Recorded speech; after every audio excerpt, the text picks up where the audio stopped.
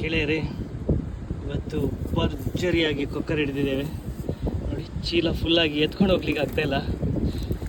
ಎಷ್ಟು ಕೊಕ್ಕರ್ ಇದೆ ನೋಡಿ, ಕೊಕ್ಕರ್ ಸೈಜ್ ನೋಡಿ. ಇದೆಲ್ಲ ಜಾಯಿಂಟ್ ರೆವೆಲಿ.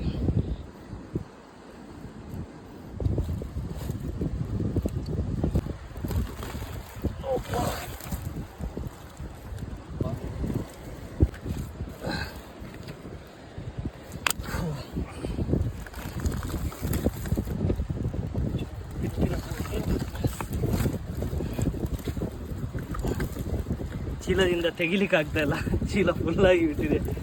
ಇದನ್ನು ಎತ್ಕೊಂಡು ಹೋಗ್ಲಿಕ್ಕೆ ಆಗ್ತಾ ಇರಲಿಲ್ಲ. ಇಲ್ಲೇ ಸೆಟ್ ಮಾಡೋಣ ಇದನ್ನು ಫಸ್ಟಿಗೆ.